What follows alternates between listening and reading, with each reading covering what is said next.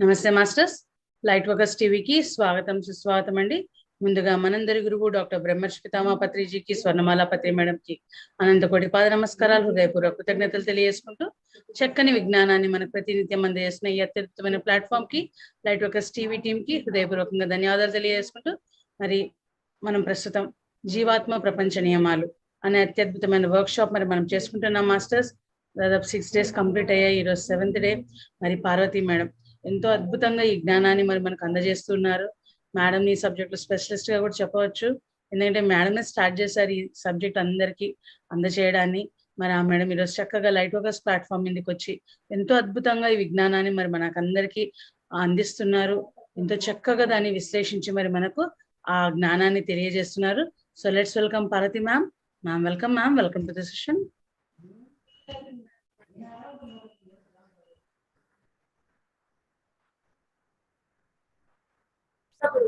బ్రహ్మర్షి పితామహ పత్రిజీకి ఆత్మాభివందనాలు. లైట్ వర్కర్స్ టీమ్ మెంబర్స్ అందరికీ, అలాగే ఈ క్లాస్ వింటున్నటువంటి మాస్టర్స్ అందరికీ కూడా నా ఆత్మ ప్రణామాలు తెలియజేస్తున్నాను. మరి ఎంతో అద్భుతంగా ఈ జీవాత్మ ప్రపంచ నియమాన్ని మళ్ళా మనము ఒక్కసారి ఈ యొక్క జ్ఞానాన్ని మనం తీసుకుంటున్నాం ఆ రోజుల నుంచి. అలాగే ఈ జ్ఞానాన్ని తీసుకోవడం ద్వారా మనం ప్రతి దాన్ని కూడా, ఇందులో వచ్చినటువంటి ప్రతి దాన్ని, ప్రతి సబ్జెక్ట్ లో ఉన్నటువంటి ప్రతి పాయింట్ ని కూడా మనం రోజు నిత్య జీవితంలో ఆచరణ చేయాలి మాస్టర్స్. ప్రాక్టికల్ గా మనము చేస్తేనే దీని యొక్క రిజల్ట్ అంటే ఏంటి, మనం ఆత్మ విశ్లేషణ చేసుకోవాలి.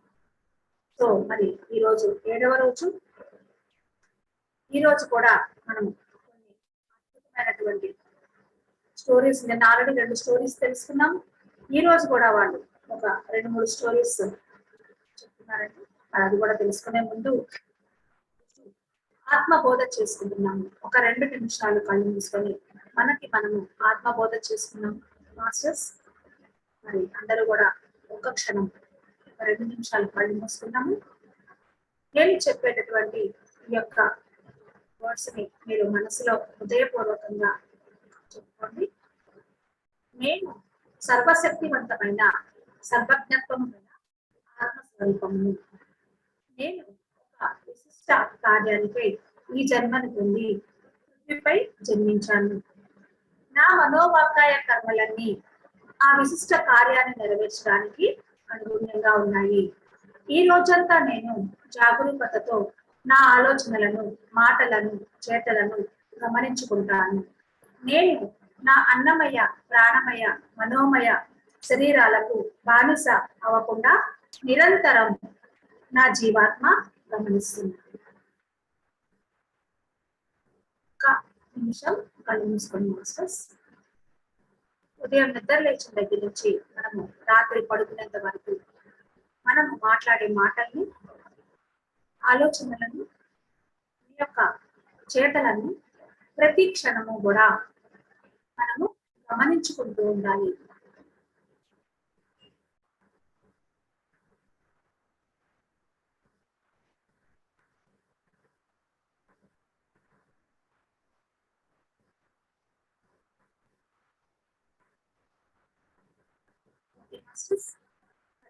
ఈరోజు క్లాస్ స్టార్ట్ చేద్దాము. 19th May 1981 ఆ ఇయర్లో ఆ రోజు చెప్పినటువంటి టాపిక్ ఏంటంటే, మీ ఉపచేతనాత్మక మనస్సు నిద్రాణంగా ఉండవచ్చు. మీ ఉపచేతనాత్మక మనస్సు అంటే మీ యొక్క అంతరాత్మ నిద్రపోతూ ఉంటుంది.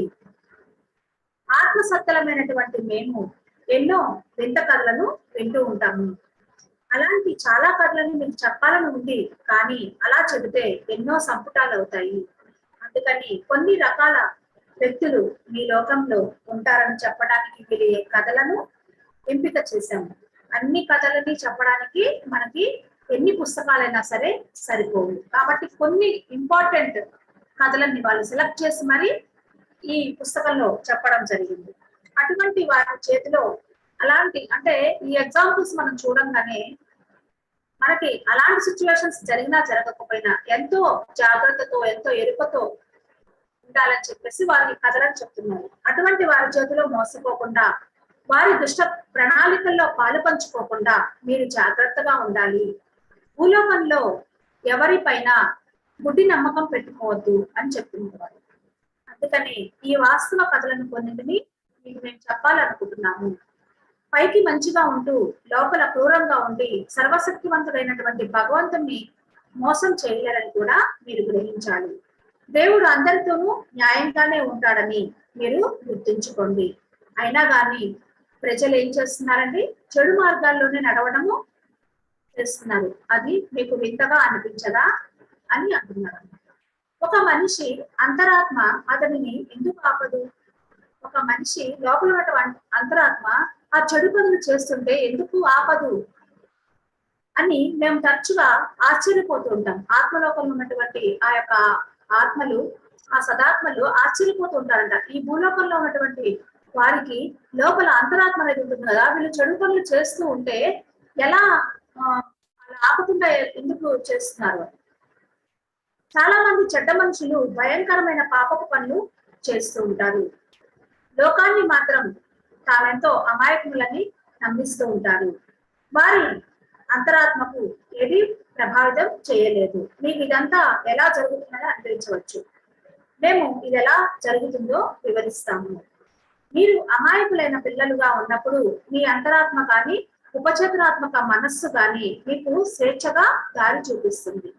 ప్రతికూల ప్రభావాలు పడి మీరు చెడుగా ప్రవర్తిస్తుండడము ఆరంభం అవగానే కానీ ఎవరైనా చెడ్డ వ్యక్తి శిక్షణలో ఉన్నప్పుడు కానీ మీ ఉపచేతనాత్మక మనస్సు చాలా గట్టిగా అయిపోతుంది, అంటే ముడుచుకుపోయి ఉంటుంది అనమాట. చిన్నప్పుడు చూడండి, మనం ఆల్రెడీ ఈ టాపిక్ చెప్పుకున్నాం. చిన్న పిల్లలుగా ఉన్నప్పుడు అంటే వాళ్ళు దేవుడితో సమానం అంటాం. వాళ్ళు ఎట్లాంటి పరిస్థితుల్లోనూ వాళ్ళ అంతరాత్మ చెప్పిందే వాళ్ళు చేసుకుంటూ వెళ్ళిపోతూ ఉంటారు. వాళ్ళకి మంచి చెడు అనేది ఏది తెలియదు. కానీ కొంత ఏజ్ పెరిగిన తర్వాత వీళ్ళు ఆ అంతరాత్మ ముడుచుకుపోయి ఉంటుంది. ఆ తల్లిదండ్రుల ప్రభావము, బయట సమాజం యొక్క ప్రభావము, స్కూల్లో టీచర్ల యొక్క ప్రభావం వీళ్ళ మీద పడి వాళ్ళు ఏ విధంగా చెప్తుంటే వాళ్ళు ఆ విధంగా చేసుకుంటూ వెళ్ళిపోతుంటారు. దానివల్ల ఆ అంతరాత్మ ఏమవుతుంది? నిదానంగా రోజు రోజుకి నిద్రపోవడం మొదలు పెడుతుంది. లోపల ఉన్నటువంటి ఆ యొక్క మనస్సు యొక్క ప్రభావం వీళ్ళ మీద ఎక్కువగా ఉంటుంది. మీ ఉపచేతనాత్మక మనస్సు మీరు చెడ్డ పనులు చేయడానికి అస్సలు అంగీకరించదు. కానీ మీరు ఉపచేతనాత్మక మనస్సు యొక్క మాట వినరు. అంటే ఏంటి? ఆ లోపల ఉన్నటువంటి అంతరాత్మ అంటే ఆ యొక్క అంతరాత్మ మాట వినకుండా చేసేది ఈ యొక్క భౌతికమైనటువంటి మనస్సు. మనం చూడండి, ఉదయం నిద్ర లేచిన దగ్గర నుంచి ఎంత ఎరుపుతో ఉంటున్నాము. మరి ఈ యొక్క అంతరాత్మ చెప్పేటటువంటి మాటలు మనము వినాలి, అది చెప్తుంది మనం వినిపించుకోవాలి అంటే మనం ఉదయం నిద్ర లేచిన దగ్గర నుంచి దేనితోటి ఉండాలి అంటే పూర్తి ఎరుకతోటి ఏ విధంగా ఉండగలుగుతాము మనము అంటే శ్వాసను గమనించడం ద్వారా. మరి ప్రతి క్షణము కళ్ళు తెరిచి ఆ శ్వాసను గమనిస్తూ ఉన్నప్పుడు మాత్రమే అనుభూతిలో ఉంటాము. ఆ అనుభూతిలో ఉన్నప్పుడు ప్రతి క్షణము ఎరుకుతూ ఉంటాము. అప్పుడు అంతరాత్మ మీరు ఏం చేస్తున్నా, మీరు మాట్లాడే ప్రతి మాట కరెక్ట్ గా ఆ వాక్క్షేత్రం పర్ఫెక్ట్ గా ఉందనుకోండి, బాగానే ఉంటుంది, మంచి మాట అయితే ఓకే. కానీ మీరు చెడ్డ మాటలు మాట్లాడినా, ఒకరిని దూషించినా మీ లోపల ఉన్నటువంటి అంతరాత్మ మీకు చెప్తూనే ఉంటుంది, నువ్వు తప్పు చేస్తున్నావు అని. నువ్వు తప్పు చేస్తున్నావు అనే సంగతి అది చెప్పేటప్పుడు మీకు ఎరుక లేనప్పుడు అది చెప్పే సంగతి కూడా మీరు గుర్తుపట్టలేరు. ఎందుకని గుర్తుపట్టలేకపోతున్నాము మనము అంటే మనము ఆ యొక్క పూర్తి ఎరుకతో లేము. వాళ్ళతో సంభాషించేటప్పుడు, మనం ఫోన్ లో మాట్లాడేటప్పుడు కానివ్వండి, లేదంటే ఎదురుగుండా వాళ్ళు ఉన్నప్పుడు వాళ్ళతో మాట్లాడేటప్పుడు కానివ్వండి, ఒక మూడో వ్యక్తి టాపిక్ గురించి మనం మాట్లాడేటప్పుడు, లేదంటే ఆ పరిస్థితుల గురించి మాట్లాడేటప్పుడు, నాకే ఎందుకు ఈ విధంగా జరిగింది, నన్ను మోసం చేశారనో ఏదో ఒకటి ఉదయం నిద్ర లేచిన దగ్గర నుంచి మనం గమనిస్తూ ఉండాలి. మనం మాట్లాడే మాటల్ని, మన లోపల ఉండే ఆలోచనల్ని మనము ప్రతి క్షణము గమనిస్తూ ఉండాలి. అంటే మనం ఏం చేయాలి? శ్వాసని మాత్రము నిరంతరము పట్టుకొని ఆ శ్వాసతోనే మనం మమేకం అయిపోవాలి. కళ్ళు తెరిచి కూడా శ్వాస ఎలా లోపలికి వెళ్తుంది, ఎలా బయటకు వస్తుంది అనేది మనం ప్రతి క్షణము కూడా ఆ సాధనని చేస్తూనే ఉండాలి. దాని వల్ల మనకి ఏమవుతుందంటే మన లోపల అంతరాత్మ చెప్పే బోధన మనకి వినిపిస్తుంది. మీ ఉపచేతనాత్మక మనస్సు దీనిని భరించలేదు, అందువల్ల అది మీ చెడు పనులు చెడు అలవాట్లలో అస్సలు జోక్యం చేసుకోదంట. ఈ ఉపచేతనాత్మక మనస్సు అంటే మీ అంతరాత్మ మీరు చెడ్డ పనులు చేస్తున్నారు అనుకోండి, అది చెప్పే మాట మీరు కనుక వినకపోతే అదేమి చేయలేదు, అది అట్లాగే ఉంటుంది. మీ ఉపచేతనాత్మక మనస్సు ఇప్పుడు నిద్రాణంగా ఉండి మీరు తప్పు పనులు చేస్తుంటే మీకు తప్పేదో ఒప్పేదో తెలుసుకునే తెలివితేటలు ఉన్నాయని మాకు నమ్మకం. తప్పు మార్గంలో నడవటం మానేయండి. ఏకాగ్రత ధ్యానాలతో నిద్రాణమైనటువంటి మీ ఉపచేతనాత్మక మనస్సును మేల్కొల్పమని సర్వశక్తివంతుడైనటువంటి భగవంతుడిని మీరు వేడుకోండి. మీరేం చేయాలి? ఈ అంతరాత్మ బాగా విచ్చుకోవాలి. ఆ అంతరాత్మ చెప్పే మాట మనం వినాలి అంటే కనుక మనం ఏం చేయాలి అంటే ఎక్కువగా ధ్యానాలు చేయాలి. ధ్యానం చేసిన తర్వాత కూడా సంపూర్ణ ఏకాగ్రతతో ఉండాలి. ఏకాగ్రతతో మనసు ఎప్పుడు కూడా పూర్తి ఎరుపుతో ఉండాలంటే శ్వాసను గమనిస్తూ ఉండాలి. దీన్ని ప్రతిరోజు చేయండి. సూర్యోదయం నుంచి సూర్యాస్తమయం వరకు మాత్రమే. సూర్యాస్తమయం తర్వాత చేయవద్దు. అంటే ఈ యొక్క సాధనలు ధ్యానాలు చేయడం కానివ్వండి, ఏకాగ్రతతో ఉండడం కానివ్వండి. దేవుణ్ణి 2 నిమిషాల పాటు మీరు ప్రార్థించండి. తర్వాత నిద్రాణమైన మీ ఉపచరణాత్మక మనస్సును జాగృతం చేయడానికి సహాయపడమని చెప్పి సర్వశక్తివంతుడైనటువంటి ఆ భగవంతుడిని వేడుకోండి. ఆ సర్వశక్తివంతుడైనటువంటి ఆ భగవంతుడా మీ మంచి మంచి మార్గానికి మాకు దారి చూపు. మంచి పనులు చేసేలాగా చెయ్యి. నాకున్న తప్పుడు కోరికలు భావాలు పోగొట్టుకునేలా మాకు సహకరించు. నీ వివేకాన్ని మాకు ప్రసాదించు. నీ వెలుగు మార్గాన్ని చూపించు. ఎప్పుడు తప్పు చేయకుండా నా ఉపచేతనాత్మక మనస్సును మేల్కొల్పడానికి నాకు సహాయం చెయ్యి. ఓ సర్వశక్తివంతుడైన భగవంతుడా దయచేసి నాకు సహాయం చెయ్యి అని ఉదయం నిద్ర లేవగానే మనము అది చేసుకోవాలి. ఇప్పుడు మనం చేసుకున్నాం చూడండి, ఆత్మ బోధ చేసుకున్నాం. సేమ్ ఇలాగే మనం ఏదైతే మనము ఇక్కడ మాట్లాడని చెప్పారో మనం ఆత్మ బోధలో మనము ప్రతి వర్డ్ కూడా అదే మనం మాట్లాడుకున్నాం, అదే చెప్పుకున్నాం. కాబట్టి మనం ఉదయం నిద్ర లేచిన తర్వాత ఈ ఆత్మ బోధన చేసుకున్నాం అనుకోండి, చేసుకుంటే మనకి ఆ చదివిన కనీసం అది దాన్ని మనం 3 సార్లు చదివి 1 గంట మనం ధ్యానం చేసినా కానీ ఆ యొక్క వర్డ్స్ మన లోపల మన సబ్ కాన్షియస్ మైండ్ లో ఫీడ్ అయిపోయి ఉంటాయి. కాబట్టి మనం ఏ పని చేస్తున్నా కానీ అది మనకి చెప్తూనే ఉంటుంది. అంతరాత్మ మాట్లాడేది మనము వింటూనే ఉంటాము. 20th May 1981 మీ ఉపచేతనాత్మక మనస్సును మేలుకొల్పండి.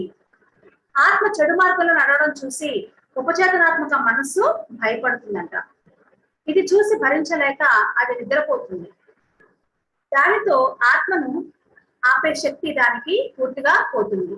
మీ లోకంలో ఇప్పుడు చాలా కొద్ది మందిలో మాత్రమే ఉపచేతనాత్మక మనస్సు మేలుకొని ఉంటుంది. చాలా మందిని ఉపచేతనాత్మక మనస్సు నిద్రాణంగా ఉండి మేలుకొనడానికి నిరాకరిస్తుంది.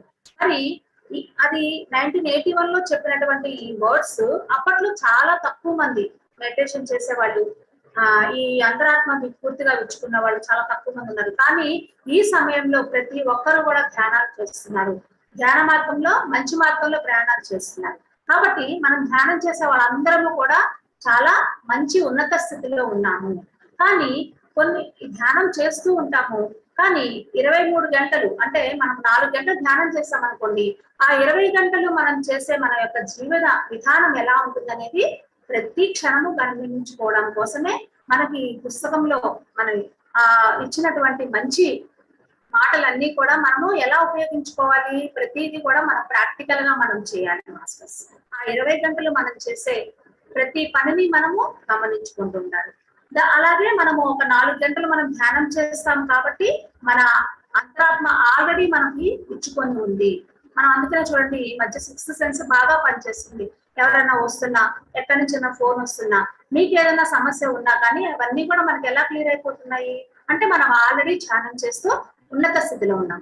ఇంకా మనము ధ్యానం ద్వారా మళ్ళా మనము ఈ యొక్క ప్రాక్టికల్ ద్వారా అంటే ఏంటి, ఉదయం నిద్ర లేచిన దగ్గర నుంచి రాత్రి పడుకునేంత వరకు మనం చేసే పనులని, మనం మాట్లాడే మాటల్ని ప్రతి క్షణము గమనించుకుంటూ రాత్రి పడుకునే ముందర మీరు ఈ రోజు ఏ పనులు చేశారు, ఎవరిని దూషించారు, ఎవరైనా తప్పుగా చేశారా అని ఇది మీకు మీరు డైరీ పెట్టుకొని రోజు మీరు రాసుకుంటూ ఉండండి మాస్టర్స్. దానివల్ల ఈ రోజు నేనేం తప్పు చేశాను, ఎలాగో మీ అంతరాత్మ ఆల్రెడీ ఆకర్షిక రికార్డులో ఈ రోజు ఏమేం చేశారు అనేది మీకు మొత్తం కూడా పైకి వెళ్ళిపోతుంది. మీరు ఏవే పనులు చేశారు, దేవుడు చూస్తున్నాడా దేవుడు చూడట్లేదా అని కాదు, మీరే దేవుడు. సో కాబట్టి మీ లోపల అంతరాత్మ ప్రతిరోజు ఆ ఆకర్షక రికార్డులో మీరు ఏమేం పనులు చేశారో, మీరు ఏ ఆలోచనలు ఆలోచించారో, తప్పుడు ఆలోచనలు ఉంటే కనుక అవన్నీ కూడా రాసేస్తుంది. అట్లాగే మంచి పనులు చేసినా కూడా అది కూడా ఆకర్షక రికార్డులో రికార్డ్ అయిపోతుంది అనమాట. మీరేం చెప్పక్కర్లేదు. కాబట్టి మీకు మీరు ఆత్మ విశ్లేషణ చేసుకోండి. ఎప్పుడు కూడా రోజు రాత్రిపూట మీకు మీరు ఈ రోజు ఆత్మ పరీక్ష పెట్టుకోండి. ఆ పరీక్షలో మీరు ఏమేం తప్పులు చేశారు, ఈ రోజు నేను ఇది చేశాను అని మీకు మీరే ఎవరికి చెప్పాల్సిన అవసరం లేదు. మీకు మీరే ఆ డైరీలో రాసుకోండి. అలా రాసుకోవడం వల్ల మీరు మళ్ళా అదే తప్పుని రిపీట్ కాకుండా కూడా చూసుకోవడానికి ప్రయత్నం కాదు, ఆ పని చేయొద్దు అని ఆ రోజే మీరు ధ్యానంలో కూర్చొని మీకు మీరే చెప్పుకోండి. ఎవరికి చెప్పాల్సిన అవసరం లేదు.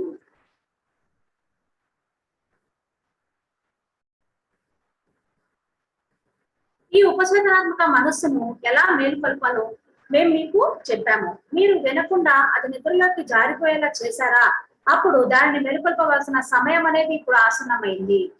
అందుకనే ఈ సబ్జెక్ట్ మీకు ఈ రోజు ఈ క్షణంలో మీకు చెప్పగలుగుతున్నాము అంటే మీ యొక్క అంతరాత్మ ఎప్పుడు కూడా ఇప్పుడు మీకు సిద్ధంగా ఉంది. ఈ క్లాస్ ద్వారా మీరు ఏమేమి పనులు చేయాలి, ఏమేమి పనులు చేయకూడదు, కాబట్టి సమయం ఆసన్నమైంది కాబట్టే ఈ రోజు మీరు ఈ క్లాస్ ని వినగలుగుతున్నారు. వింటున్నారు అంటే ఏంటి, దాన్ని మీరు ఆచరణ చేస్తున్నారు ఈ క్షణం నుండి అని అర్థం. దీనికి కొంతకాలం పడుతుంది. సమయం ఆసన్నమైంది కానీ మీరు ఆచరణ చేయడానికి సమయం పడుతుంది. కానీ మా సూచనలు నిజాయితీగా మీరు పాటించండి.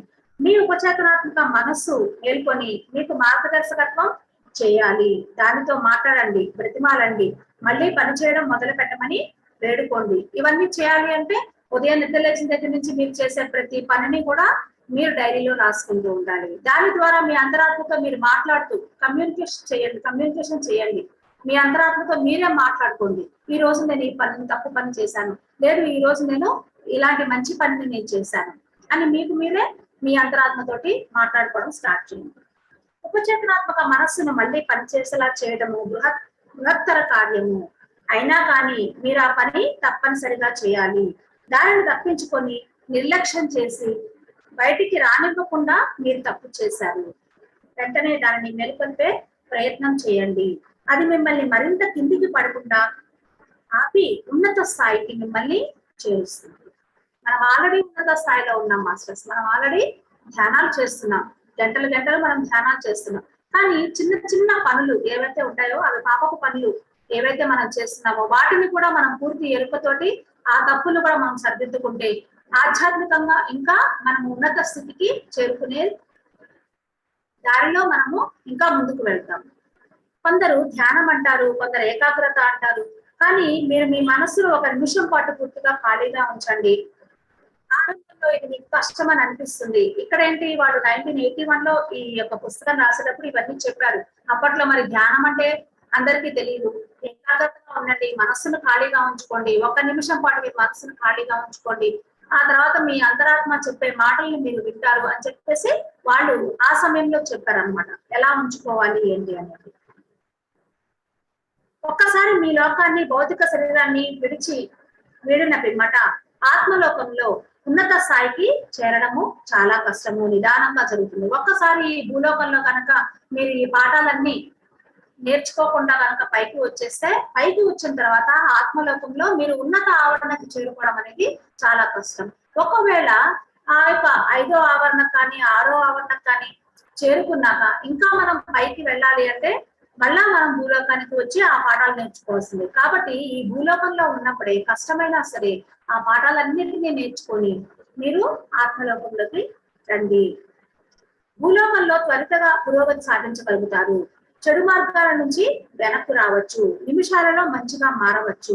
మీ కర్మను మాత్రం అనుభవించాల్సిందే. మీ కర్మ అంటే మీరు చేసే ప్రతి పని, ఉదయం నిద్ర లేచిన దగ్గర నుంచి మీరు చేసే ప్రతి పనికి కూడా ఆ కర్మను మనం చెల్లించాల్సిందే, అనుభవించాల్సిందే. దేవుడు సాయం చేస్తాడు కనుక ఇది అంత కఠినంగా ఉండదు. దీనిని అనుభవించడానికి తగిన శక్తి, ధైర్యము మీకు లభిస్తాయి. ఆత్మలోకంలో మీ పురోగతి చాలా చాలా నిదానంగా ఉంటుంది. పైకి వెళ్ళిన తర్వాత మళ్ళా మీరు అక్కడ కూడా ఇంకా ముందుకు వెళ్ళగలుగుతారు, కానీ ఇంత భూమి మీద ఉన్నంత ఫాస్ట్ గా మీరు ఎదగలేరు పైలోకంలో, ఆత్మలోకంలో. కాబట్టి ఈ భూమి మీద ఉన్నప్పుడే మీరు అన్ని సత్య మార్గంలో పర్ఫెక్ట్ గా ఉండండి. మీ లోకాన్ని, భౌతిక శరీరాన్ని వీడి రాకముందే చెడు నుంచి మంచికి మారడానికి ఎన్నో అవకాశాలు మీకు అందివ్వబడతాయి. ఈ అవకాశాలను బాగా ఉపయోగించుకుంటే ఆత్మలోకంలో మీకు పడే శిక్ష చాలా తేలిగ్గా ఉంటుంది. 1, 2, 3 ఆవరణలలో పడకుండా కనీసం మీరు 4వ ఆవరణకు వస్తారు. బాగా ఆలోచించండి. కానీ మనమందరం ధ్యానం చేసే వాళ్ళందరము కూడా 4వ ఆవరణకు డైరెక్ట్ గా మనం ఇక్కడ నుంచి 4వ ఆవరణ ధ్యానం చేసే వాళ్ళందరూ కూడా 4వ ఆవరణ దగ్గర నుంచి వాళ్ళ యొక్క ఆధ్యాత్మిక పురోగతి ఉంటుంది మాస్టర్స్. ఇక కింద ఆవరణలకి వెళ్ళే అవకాశం, ఎందుకంటే మనము ధ్యానం చేస్తాము, మాంసాహారం తీసుకోవడం లేదు, సత్య మార్గంలో ఉంటాము. మన యొక్క అన్నిటినీ కూడా మనము మార్చుకునే అవకాశం ధ్యానం ద్వారా మనకి వచ్చినందుకు మనం ఎంతో అదృష్టవంతులం. ఈ భూమి మీద ఈ క్షణంలో మనకి ఈ ధ్యానం మనకి పరిచయం అవ్వడం కానివ్వండి, ధ్యానం చేయడం, మాంసాహారాన్ని మానేయడము, అట్లాగే ఇట్లాంటి మంచి మంచి పుస్తకాలని మనం చదువుతూ ఆధ్యాత్మిక ప్రగతిని మనం ఈ రోజు ఈ క్షణంలో మనం చేస్తున్నందుకు మనము ఎంతో ఎంతో అదృష్టం చేసుకున్నాం మాస్టర్స్. కాబట్టి మీరు 1, 2, 3 ఆవరణలో పడకుండా కనీసం 4వ ఆవరణకి వస్తారు ఈ పనులన్నీ కనుక చేస్తే. బాగా ఆలోచించండి, తక్షణమే బాగుపడటానికి ఎంతో మంచిదని మీరు గుర్తిస్తారు. కాబట్టి ఈ క్షణమే మనము మన యొక్క జీవన విధానాన్ని మనము పూర్తిగా మార్చుకుందాం. ఎవరి కోసం మార్చుకుందాం, ఎవరి కోసమో వద్దు, ఎవరో చూడాలని వద్దు. కాబట్టి మన కోసం మనము మార్చుకోవాలి. 21 మే 1981 ఆ రోజు సతీష్ వృత్తాంతం, అంటే బాగుపడడానికి ధైర్యం కావాలి, ఆ సతీష్ అనే యొక్క ఆత్మ యొక్క స్టోరీని మనకి ఇప్పుడు చెప్తున్నారు. ఆత్మలు చాలా బలహీనంగా ఉండి తమ పద్ధతిని మార్చుకోవడానికి భయపడే కేసులు చాలా ఉన్నాయంట. తమ సహచరులు ఎదిరిస్తారను భయపడి వారు మంచిగా మారడు. కొంతమంది చెడ్డ పనులు చేసే వాళ్ళు ఉంటారు. వాళ్ళు ఒక్కసారిగా ధ్యానంలోకి వచ్చేసి పూర్తిగా మాంసాహారం మానేసి మంచి మార్గంలోకి వచ్చేసారనుకోండి, అలా వచ్చేస్తే బయట సమాజంలో కానీ బంధువులు కానీ ఎవరైనా ఎక్కిరిస్తారేమో, నన్ను ఎవరైనా బెదిరిస్తారేమో, ఇలా ఎందుకు వచ్చావు అని చెప్తారేమో, అట్లా వాళ్ళ పద్ధతిని మార్చుకోవడానికి ఎప్పుడు కూడా భయపడుతూ ఉంటారు. ఇంకా మంచివారు తమను స్వాగతించరనో, నిర్లక్ష్యం చేస్తారనో, అవమానిస్తారనో అనుకుంటూ ఉంటారు. తమ జీవితం నిరాశాపూరితమని అనుకుంటూ ఉంటారు. ఇక్కడ నిజంగా మేము ఒక జరిగిన కథని మేము మీకు చెప్తున్నాం. అతని పేరు సతీష్. మీరెంత తప్పుగా భావించగలరో ఈ కథ మీకు చెప్తుంది. సతీష్ సదాత్ముడు. సతీష్ చాలా మంచివాడు అనమాట. కానీ బాల్యంలో ఎన్నో చెడు ప్రభావాలు అతనిపై పడ్డాయి. అతని తల్లి 30 ఏళ్లలోనే మరణించింది. అప్పటికి సతీష్ వయస్సు 5 ఏళ్లే. తండ్రి అతనిని ఒంటరిగానే పెంచాలని భావించినా అలా చేయలేక ఏం చేశాడు, కొడుకు కోసం అని చెప్పేసి 2వ పెళ్లి చేసుకున్నాడు. కానీ అది పూర్తిగా అబద్ధము. సవతి తల్లికి సతీష్ అంటే అయిష్టము. అతడిని అంటే భర్త ఏం చేశాడు, కొడుకుని మంచిగా చూసుకుంటుంది అని చెప్పేసి సతీష్ కోసమే 2వ పెళ్లి చేసుకున్నాడు. ఆ సవతి తల్లికి సతీష్ అంటే చాలా ఇష్టం లేకుండా ఉండేది. అతడిని చూసిన మొదటి రోజు నుంచే అతడంటే ద్వేషం ఆమెకి. కానీ సతీష్ అంటే ద్వేషం అని భర్తకి తెలియనివ్వలేదు. తనకు సొంత పిల్లలు పుట్టగానే సతీష్ ను పూర్తిగా నిర్లక్ష్యం చేసింది. అతడు మాట వినడం లేదని, మన పిల్లలపై చెడు ప్రభావం పడుతుందని చెప్పేసి అతన్ని చౌకబారు బోర్డింగ్ స్కూల్లో చేర్పించిందంట ఆ సవతి తల్లి. బోర్డింగ్ స్కూలు భయంకరంగా ఉండడంతో సతీష్ కు చెడు స్నేహాలు వచ్చేసాయి. వారి చెడు అలవాట్లు పద్ధతులు అబ్బాయి. సతీష్ కు స్కూల్ చదువు పూర్తయ్యేసరికి తండ్రి చనిపోయాడు. చిరునామా కూడా ఇవ్వకుండా సవతి తల్లి ఊరు వదిలి వెళ్ళిపోయింది. సతీష్ బోర్డింగ్ స్కూల్ అయిపోయేసరికి తండ్రి కూడా మరణించేశాడు. ఈ యొక్క సవతి తల్లి కూడా ఆ ఊరు వదిలేసి వెళ్ళిపోయింది. అతను ఒంటరి వాడైపోయాడు. డబ్బు లేదు, చూసేవాళ్ళు ఎవరు లేరు. దానితో అతడు స్కూల్లోని దుష్ట స్నేహితుల మీదే ఆధారపడ్డాడు. తన 2 స్నేహితులతో కలిసి డబ్బున్న మగపిల్లలు, ఆడపిల్లలను తను కూడా డబ్బున్న కుటుంబానికి చెందిన వాడిలాగా నటిస్తూ స్నేహం చేసేవాడు మిగిలిన పిల్లలతోటి. వాళ్ళ జీవితాలలో భారమైపోయి వంచిస్తూ వారిని బెదిరించి వేధించేవాడంట ఈ సతీష్. డబ్బున్న ఆడ మగ పిల్లలను మోసగిస్తూ సతీష్ అతని స్నేహితులు ఒక పట్టణం నుంచి మరో పట్టణానికి, ఒక నగరం నుంచి మరో నగరానికి వెళ్ళేవాళ్ళంట. ఒకనాడు తన స్నేహితులతో కలిసి రైలులో ప్రయాణిస్తుండగా ఒక అమ్మాయి ఒంటరిగా కనిపించిందంట సతీష్ కి. ఆమె దుస్తులను బట్టి ధనవంతురాలుగా కనిపించడంతో వాళ్ళు ఆమెతో స్నేహం చేయాలి అనుకున్నారు. ఆమెకు సిగ్గు మొహమాటం ఎక్కువ కనుక వారిని తప్పించుకోవాలని చూసింది. దానితో వీళ్ళు మరింతగా ఆమె వెంట పడ్డారు. ఆమె ఒక స్టేషన్ లో దిగగానే వీళ్ళు కూడా దిగి ఇంటి వరకు వాళ్ళ అమ్మాయిని ఫాలో అయ్యారు. ఆమె ధనవంతురాలు కాదు, అయినా కానీ ఆమెను ఒప్పించాలని ప్రయత్నిస్తూనే ఉన్నాడు. ఆ అమ్మాయిని చూడంగానే ధనవంతురాలు అనుకున్నారు వీళ్ళ ఫ్రెండ్స్ అందరూ, సతీష్ కూడా. కానీ ఆ అమ్మాయి దగ్గరికి వెళ్ళేసరికి ఆ అమ్మాయి ధనవంతురాలు కాదని తెలిసింది. అయినా కానీ ఆమెను ఒప్పించాలని చెప్పి ప్రయత్నం చేశాడు. ఎలాగో సతీష్ ఆమె స్నేహం చేశాడు. మొత్తానికి సతీష్ ఏం చేశాడు, ఆ అమ్మాయితోటి ఫ్రెండ్షిప్ చేశాడు. వాళ్ళిద్దరూ కూడా అక్కడి నుంచి ప్రేమించుకున్నారు. ఆమె ఎంతో నిజాయితీ గలది, దయార్థ హృదయం గల పిల్ల. పూర్తిగా సతీష్ కి వ్యతిరేకంగా అన్నమాట. సతీష్ ఏమో చెడ్డ పనులు చేస్తూ ఉన్నాడు, ఈ అమ్మాయి ఏమో చాలా నిజాయితీగా ఉండే మంచి ఆత్మ అన్నమాట. అతను ఆమెతో గుడ్డిగా ప్రేమలో పడ్డాడు. అతనికి మంచి మార్గంలో నడిచే శిక్షణ లేదు కనుక ఆమెను పెళ్లి చేసుకునే మార్గం అతనికి కనిపించలేదు. ఆమె తనను ధనవంతుల సమాజానికి చెందిన వాడిదని అనుకుంటుందని భావించడంతో తాను దుష్టుడని మోసగాడని ఆమెకు చెప్పడానికి అతనికి ధైర్యం సరిపోలేదు. అమ్మాయిని ప్రేమించాడు, కానీ ఆ అమ్మాయి ఉద్దేశంలో సతీష్ చాలా ధనవంతుడు, బాగా డబ్బున్నవాడు అని ఆమె భావిస్తోందని సతీష్ భావించాడు. సతీష్ చెడ్డవాడు, మోసగాడు అన్న సంగతి చెప్తాము అంటే ఇతనికి ధైర్యం సరిపోలేదు. తను సూటి మార్గంలో నడిస్తే తన ఇద్దరు సహచరులు వెక్కిరిస్తారని, ఒకవేళ కనుక నేను చెప్పి ధైర్యం చెప్పి కనుక చేస్తే నాతో ఉన్నటువంటి ఆ స్నేహితులు సహచరులు ఎక్కిరిస్తారని చెప్పేసి భయపడ్డారు. వాళ్ళు ఆమెకు తన గురించి చెప్పేస్తారని, తనను బెదిరిస్తారని భయపడ్డాడు. ఆమె ప్రభావంతో అతడు తన ఇద్దరు స్నేహితుల నుంచి కూడా విడిపోవాలనుకున్నాడు. మరి అమ్మాయితో ప్రేమలో పడ్డాడు, ప్రేమిస్తున్నాడు. ఇలాంటి చెడ్డ స్నేహితులతోటి ఉండడం ఎందుకు? ఒకవేళ వీళ్ళతో కనుక ఉంటే ఆ అమ్మాయికి వీడి గురించి మొత్తం దుష్టుడు, మోసగాడని చెప్పేస్తారో అని ఆ ఇద్దరు స్నేహితుల్ని కూడా వాళ్ళ గురించి కూడా విడిపోవాలనుకున్నాడు. తన పద్ధతులు మార్చుకోవాలని బాగా కోరుకున్నాడు. ఇక్కడ నుంచి నేను బాగా మంచిగా ఉండాలి, మంచిగా మారిపోవాలి, ఎటువంటి మోసం చేయకూడదు అని అనుకున్నాడు. అప్పటి నుంచి సన్మార్గంలో నడవాలి అనుకున్నాడు. కానీ తన సమస్య నుంచి బయటపడే మార్గము కనిపించక ఆందోళన చెందాడు. ఆమెను గాఢంగా ప్రేమించడంతో మోసం చేయలేకపోయాడు. ఒకవేళ ఆమెకు నిజం చెప్పిన నిజాయితీ గల అమ్మాయి కనుక అతడిని తన భర్తగా అంగీకరించదు. ఒకవేళ కనుక నా సంగతి నేను మోసగానని, మంచి పనులు చేయలేదని కనుక ఆ సంగతి తెలిస్తే ఆమె భర్తగా అంగీకరించదేమో అని చాలా భయపడ్డాడు.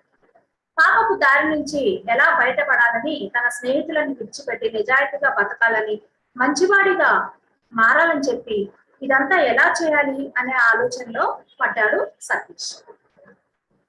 పిరికివాడైనటువంటి సతీష్ ఆమెను ఎంతో గాఢంగా ప్రేమించాడు. అంత గాఢ ప్రేమ కూడా తన పద్ధతులను మార్చుకునే ధైర్యం అతనికి ఇవ్వలేదు.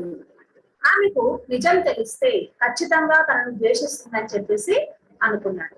చెడు మార్గంలో జీవితాన్ని గడిపినందుకు ఇప్పుడు పశ్చాత్తాపం చెందాడు. కానీ ఆ మార్గం నుంచి మారే ధైర్యము అతనికి లేదు. ఆమెను తాను ఎన్నడూ సంతోష పెట్టలేనను, తను సన్మార్గంలో నడవలేనను ఆమెకు ఏమీ చెప్పకుండా సతీష్ ఆమె దగ్గర నుంచి వెళ్ళిపోయాడు. మంచి అవకాశాన్ని కోల్పోయాడు. అతని జీవితమే పూర్తిగా మారిపోయేది ఆమెను కనుక పెళ్లి చేసుకుంటే. మంచివాడయ్యేవాడు, ఉన్నత స్థాయికి చేరేవాడు.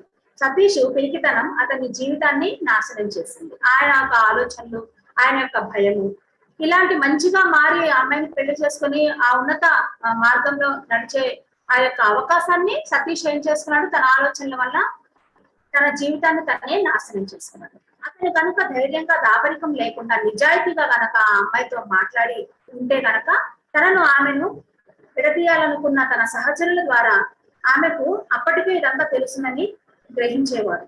వాళ్ళు ఆమెకు ఎప్పుడో అన్ని విషయాలు చెప్పేశారంట. మరి ఈ స్నేహితులు అనేవాళ్ళు వీళ్ళు ఏం చేశారు, ఆ అమ్మాయికి, ఈ యొక్క సతీష్ ప్రేమించిన అమ్మాయికి సతీష్ గురించి మొత్తం అన్ని వివరాలు చెప్పేశారు. కానీ ఆ అమ్మాయి ఎదురు చూస్తుంది, అతనే తనంతట తానుగా నాకు అన్ని విషయాలు చెప్పేస్తాడు, నిజాయితీగా ఉంటాడు, ఇక్కడ నుంచి మంచిగా మారిపోతాడు అని తనంతట తానుగా చెప్తాడేమో అని చెప్పేసి ఆ అమ్మాయి ఎదురు చూసింది. కానీ అతను చెప్పకుండానే వెళ్ళిపోయాడు. అయినా కానీ సతీష్ ని పెళ్లి చేసుకున్నట. సతీష్ ని పెళ్లి చేసుకొని అతన్ని బాగు చేయాలని ఆమె నిర్ణయించుకుంది. సతీష్ తనని నిజంగా ప్రేమిస్తున్నారని నిర్ధారించుకోవాలని చెప్పి మాత్రమే ఆమె కోరుకుంది. కానీ సతీష్ ఆమెతో ఏమీ చెప్పకుండా వెళ్ళిపోయాడు. ఎంత పెద్ద తప్పు చేశాడు. సమస్యలను ఎదుర్కొనే ధైర్యము, మారే ధైర్యము ఉండాలి. చెడు నుంచి మంచిగా మారే ఏ అవకాశాన్ని వదులుకోకూడదు. ఇక్కడ మనము ఒకటి ఏదైనా చెప్పాలి, నిజాయితీగా నేను మారుతున్నానని చెప్పాలి అని మనం అనుకుంటాం. కానీ అక్కడ ధైర్యం సరిపోక మనము వచ్చినటువంటి అవకాశాలన్నింటినీ కూడా మనం చేజేతులారా మిస్ చేసుకుంటాము. ఒక్కసారి అటువంటి అవకాశాన్ని కనుక పోగొట్టుకున్నాము అంటే ఈ పాపపు ప్రపంచంలో అటువంటి అవకాశం మళ్ళీ రావడం అసాధ్యము. ఈ కేసులో సతీష్ కనుక ఆమెను తానెంత గాఢంగా నిజంగా ఆమెను ప్రేమిస్తున్నాడో చెప్పి ఉంటే కనుక ఆమె అతనికి తప్పనిసరిగా, ఆ ప్రేమించిన అమ్మాయి తప్పనిసరిగా ఆమెకి సహాయం చేసి ఉండేది. కానీ ఇక్కడ సతీష్ ఏం చేశాడు, ఆయన యొక్క ఆలోచనలు వల్ల నేను చెడ్డవాడని చెప్తే నన్ను పెళ్లి చేసుకోకుండా వదిలేస్తుందేమో అని ఎన్నో భయాలు పెట్టుకొని అతను ఆ అమ్మాయి నుంచి దూరంగా వెళ్ళిపోయాడు. సో కాబట్టి ఇక్కడ మన చేతులారా మనల్ని మనమే నాశనం చేసుకుంటున్నాం జీవితాన్ని. ఈ యొక్క కథ ఎగ్జాంపుల్ ద్వారా, ఈ యొక్క స్టోరీ ద్వారా మనం తెలుసుకున్నది ఏంటి అంటే, ప్రతి పరిస్థితిని, ప్రతి వ్యక్తుల్ని దగ్గర ఏదైతే మనము అప్పటి నుంచి మంచిగా మారాలని కోరుకుంటున్నామో అప్పుడు వెంటనే మన గతాన్ని మొత్తం, అంటే మన ఏవైతే చేశామో ఆ పనులన్నింటినీ మనము తప్పనిసరిగా ఒప్పుకొని అక్కడి నుంచి సన్మార్గంలో మారడానికి ధైర్యం కావాలి. కాబట్టి పిరికిగా ఉండద్దు. చెడు ఆలోచనలతోనే ఆలోచిస్తూ మన జీవితాన్ని నాశనం చేసుకోకండి. ధైర్యం చేసి ఒక అడుగు ముందుకు వేయండి. ధైర్యంతో అడుగు ముందుకు వేస్తే ఏం జరుగుతుంది? ఏమీ జరగదు. మీకు హెల్ప్ చేయడానికి గైడింగ్ మాస్టర్స్ ఉన్నారు. ప్రతి వ్యక్తికి కూడా 2 గైడింగ్ మాస్టర్స్ ఉంటారు తప్పనిసరిగా జీవితంలో. వాళ్ళు పైనుంచి మీకు గైడ్ చేస్తూనే ఉంటారు. మీరు మంచిగా మారాలనుకున్నప్పుడు వాళ్ళ నుంచి మీకు సహాయం లభిస్తుంది. కాబట్టి ఈ క్షణం నుండి మనకి ఎట్లాంటి పరిస్థితి ఎదురైనా సరే మనం ధైర్యం చేసి ఆ ఒక అడుగు కంపల్సరిగా మనం ముందుకు వేస్తామా వేయమా అనేది మాత్రమే పైనుంచి వాళ్ళు చూసేది. సో 22 మే 1981లో ఇంకొక స్టోరీ చెప్తున్నారండి. ఆత్మీయులతో కలిసి ఉండాలని ఎన్నో కష్టాలు పడినటువంటి ఆత్మ, అంటే పైలోకంలో ఉన్నటువంటి ఆత్మలు కూడా పైకి వెళ్ళిన తర్వాత కూడా వాళ్ళు కష్టాలు పడుతున్నారు. ఎలా కష్టాలు పడ్డారు? పైకి వెళ్ళిన వాళ్ళు ఉన్నత తలాల్లోకి వెళ్ళారు. సపోజ్ 4th కానీ 5th కానీ 6th కానీ వెళ్ళినప్పుడు ఆ ఆత్మీయుడితో కలిసి ఉండాలని చెప్పేసి ఆత్మలోకంలో ఎన్నో కష్టాలు పడిందంట ఆ ఆత్మ. దాని యొక్క స్టోరీనే మనం ఇప్పుడు తెలుసుకున్నాం. సూరదాస్ అనే స్టోరీ అన్నమాట. అతని పేరు సూరదాస్. ఒక ఆత్మ ఉన్నత స్థాయికి చేరడానికి ఏమేం చేయగలదో నిరూపించే మరో వాస్తవమైనటువంటి కథ అన్నమాట. జిమ్మి కథ మనం స్టోరీ విన్నాం కదా, అలాగే ఈ సూరదాస్ కథ. ఇక్కడ కూడా ఆ యొక్క వ్యక్తి యొక్క పేరుని వారు మార్చడం జరిగింది, సూరదాస్ అని చెప్పేసి. అయితే ఈ కేసులో ఆత్మ పడిపోవడానికి కారణమైంది, కింది లోకాలు పడిపోవడానికి. ఆత్మలోకంలోని అతని ఆత్మీయురాలు దేవుడిని అతనికి సహాయం చేయమని చెప్పి కోరారు. సూరదాస్ గత జన్మ చెడ్డది కావడంతో 3వ ఆవరణలో ఉన్నాడు. ఇప్పుడు మనం చెప్పుకునే స్టోరీ ఏంటంటే సూరదాస్ యొక్క స్టోరీ అన్నమాట. ఈ యొక్క సూరదాస్ భూమి మీద ఉన్నప్పుడు చాలా చెడ్డ పనులు చేయడంతో, కొన్ని చెడ్డ పనులు చేయడంతో అతను చనిపోయిన వెంటనే ఏ ఆవరణకు వచ్చాడంట? 3వ ఆవరణలో ఉన్నాడు. నీలు 5వ ఆవరణలో ఉంది. నీలు అనే అమ్మాయి 5వ ఆవరణలో. 3వ ఆవరణలోని దైవిక ఉన్నత సదాత్మను తనను మళ్ళీ భూలోకానికి పంపమని, చెడ్డ తల్లికి బిడ్డగా పుట్టించమని అప్పుడు తనను తాను బాగుపరుచుకొని తల్లిని బాగుపరిచి 5వ ఆవరణకు చేరుతాడని దేవుడికి చెప్పమని కోరాడు. ఈ సూరదాసు ఈ 3వ ఆవరణలో ఉన్నాడు.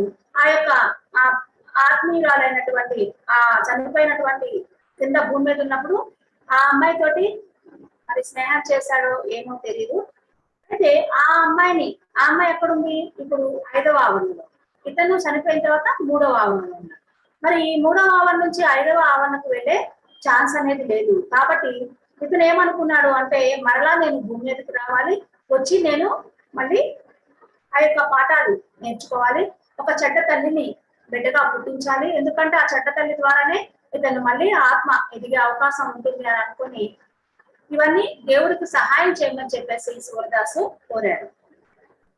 5వ ఆవరణలో ఉన్న తన ఆత్మీయురాలు నీనుని కలుసుకోవడానికి కష్టపడే శిక్షను అనుభవించే జీవితాన్ని గడపడానికి అతను సిద్ధంగా ఉన్నాడు. క్రూరురాలైనటువంటి స్త్రీకి సూరదాసు జన్మించాడు. ఆమె ఎంత క్రూరురాలంటే భూలోకంలో ఆమెను అందరూ మంత్రగత్తె అని పిలిచేవారు. సరే అని భూమి మీద మళ్ళా జన్మ తీసుకున్నాడు ఆ సూరదాస్. జన్మ తీసుకొని ఒక క్రూరురాలైనటువంటి ఒక తల్లికి జన్మించాడు అనమాట. ఆ తల్లి ఎలాంటిది అంటే చాలా క్రూరమైనటువంటిది. ఆమెని ఆ ఊర్లో అందరూ కూడా ఏమని పిలుస్తారు, మంత్రగత్తె అని అంటుంటారంట అందరూ. పుట్టగానే ఆమె సూరదాసును శపించిందంట. అక్రమ సంతానమైనటువంటి అతడు ఆమెకు అడ్డంకిగా మారాడు. అక్రమ సంతానం అంట ఆమెకు. పసిపాపలు బాగా మాట్లాడటం వచ్చే వరకు ఆత్మ ప్రపంచంతో సంబంధం కలిగి ఉంటారు. మరి పసిపిల్లలు దేవుడితో సమానం అంటారు. అయితే వాళ్ళకి మాటలు వచ్చేంత వరకు కూడా వాళ్ళు కనెక్టివిటీలో ఆత్మలోకంతో కనెక్టివిటీతోనే వాళ్ళు ఉంటారు. ఆత్మ ప్రపంచంలోని తమ ఆత్మీయులతో నిరంతరం సంభాషిస్తూనే ఉంటారు చిన్నపిల్లలు. 1 ఏడాదిలోకి పిల్లలు మళ్ళీ ఆత్మ ప్రపంచంలోకి వచ్చేయచ్చు. వాళ్ళకి కనుక అక్కడ భూమి మీద నచ్చకపోతే, అక్కడ భరించలేకుండా ఉన్నట్టయితే కనుక వారు తిరిగి మరలా ఆత్మ ప్రపంచంలోకి వచ్చే అవకాశం ఆ చిన్న పిల్లలకి ఉన్నది. 1 ఏడాది పాటు ఆత్మ తన తల్లిదండ్రులను పరిస్థితిని గమనించుకొని కావాలనుకుంటే మళ్ళీ ఆత్మ ప్రపంచానికి తిరిగి వచ్చేయచ్చు. అందువల్ల ఆత్మ ప్రపంచంలోని సూరదాసు ఆత్మీయులు అతని తల్లి క్రూరురాలు కనుక అతనిని ఏడాదిలోపే మళ్ళీ ఇంటికి అంటే ఆత్మ ప్రపంచానికి రమ్మని చెప్తారు. వచ్చేసరి తల్లి చాలా క్రూరమైంది, ఎన్నో బాధలు పెడుతుంది, సో కాబట్టి నువ్వు అక్కడ ఉండద్దు, నువ్వు తిరిగి మళ్ళా ఆత్మలోకానికి వచ్చామని చెప్పారు. అయితే సూరదాసు తన పట్టు వదలలేదు. నేను అమితంగా ప్రేమించేవాడు. ఆత్మ ప్రపంచంలో అతని ఆత్మీయురాలంట ఆమె 5వ ఆవరణలో ఉంది కనుక ఆమెను శాశ్వతంగా కలవాలని పట్టుదలతో ఉన్నాడు. కాబట్టి సూరదాస్ తల్లి అత్యంత క్రూరురాలు. కొడుక్కి బూతులు నేర్పించి అందరినీ తిట్టమని చెప్పేది. ఆమె కానీ సూరదాస్ కానీ మంచి మాటలు మాట్లాడేవాడు. ఆ విధంగా జీవితంలో ఇంకా ముందుకు వెళ్ళిపోయారు. జీవాత్మ ప్రపంచంలో ప్రగతి నిదానంగా ఉంటుందని 5వ ఆవరణకు త్వరితంగా చేరుకోవచ్చు అని చెప్పేసి సూరదాసు ఏం చేశాడు, ఈ భూమి మీద ఈ చెడ్డ తల్లి దగ్గర జన్మించాడు. అందుకని పూర్తిగా పాపాత్మురాలైనటువంటి తల్లిని ఎంపిక చేసుకొని జీవిత కాలంలో ఆమెను బాగు చేసి తన ఆత్మ కూడా 5వ ఆవరణకు చేరేలా కృషి చేయాలని ఆశపడ్డాడు. ఎక్కడ భూమి మీద జన్మ తీసుకోకముందు ఆయన ఆశపడ్డాడు, ఏంటి తల్లిని కూడా బాగు చేయాలి, నేను కూడా బాగు చేసుకొని అప్పుడు నేను తిరిగి మరలా నేను ఆత్మలోకంలోకి ప్రవేశించాలి.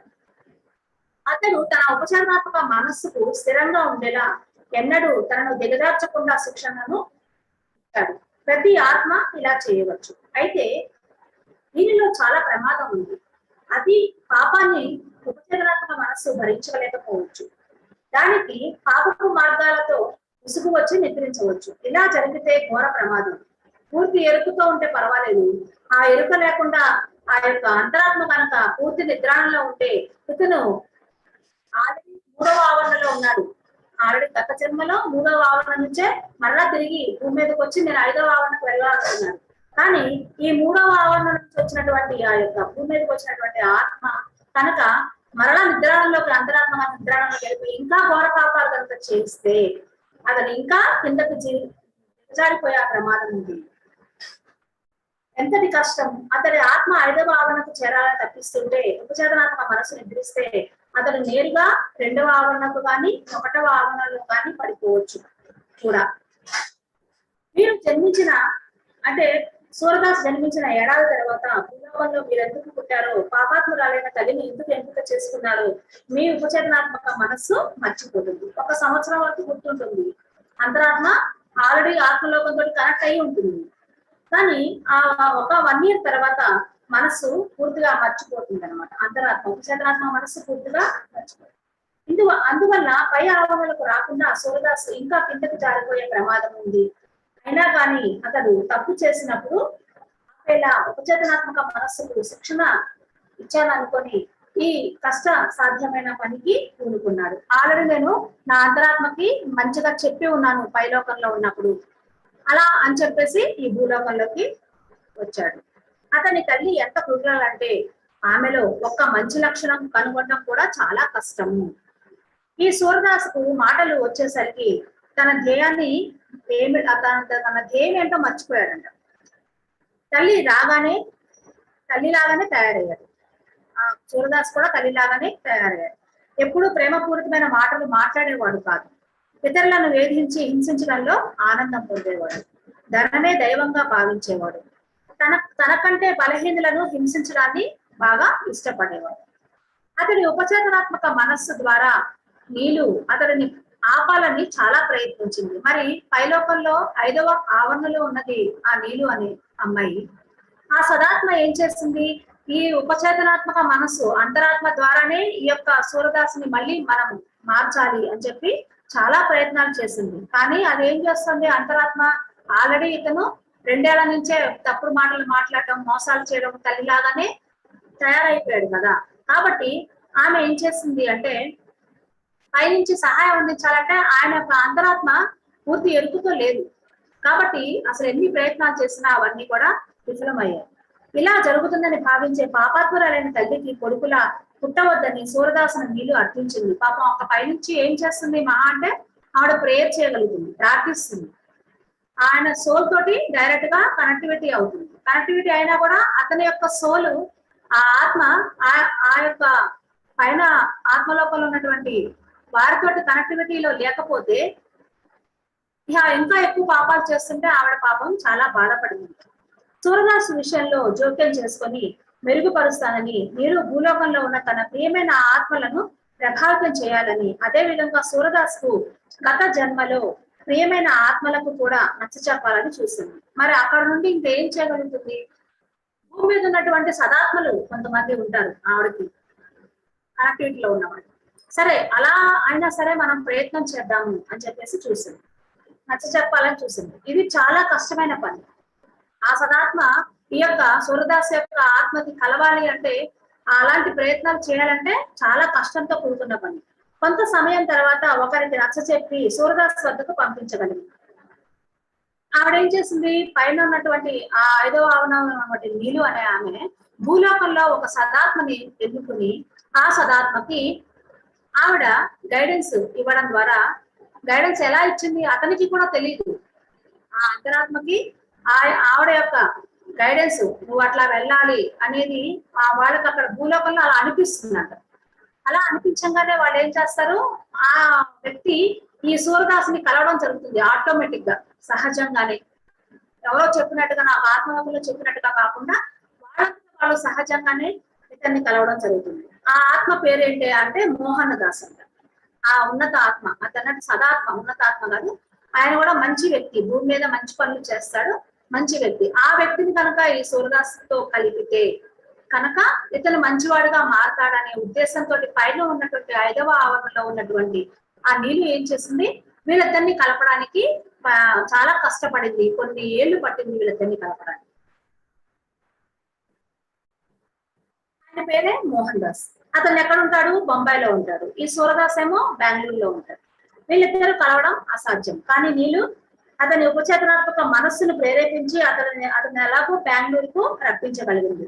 మోహన్ దాస్ సూరదాసులకు ఇది తెలియదు. వాళ్ళిద్దరికి అసలు ఈ అమ్మాయి ఇలా మనల్ని కలుపుతుందన్న సంగతి భూమి మీద ఉన్నటువంటి మోహన్ దాస్ కి, మంచి పనులు చేసే మోహన్ దాస్ కి, చెడ్డ పనులు చేసే సూరదాస్ కి ఇద్దరికి కూడా ఎలా కలిశారు, వాళ్ళిద్దరు ఎలా కలిశారు అన్న సంగతి వాళ్ళిద్దరికి తెలియదు.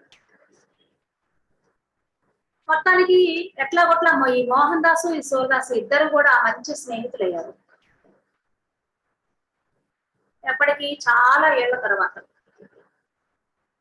మొత్తానికి మోహన్ దాసు మంచివాడు కాబట్టి ఇతన్ని ఎలా అయినా సరే మంచిగా మారుస్తాడు అని పైన ఉన్నటువంటి ఆ యొక్క ఉన్నత ఆత్మ నీలు కోరుకుందనమాట, భావించింది. కానీ ఆమె ఎంత తప్పుగా అంచనా వేసిందంటే సూరదాస్ బాగుపడలేదు కదా, మోహన్ దాస్ ని కూడా చెడ్డవాడిగా తయారు చేశాడు. ఎవరు? సూరదాస్. మొత్తానికి ఆ మోహన్ దాస్ ని కూడా ఈ చెడ్డ వ్యక్తితో కలిసేసరికి ఆ మంచివాడు కూడా ఏమయ్యాడు? చెడ్డ వ్యక్తిగా పూర్తిగా మార్చేయడం జరిగింది.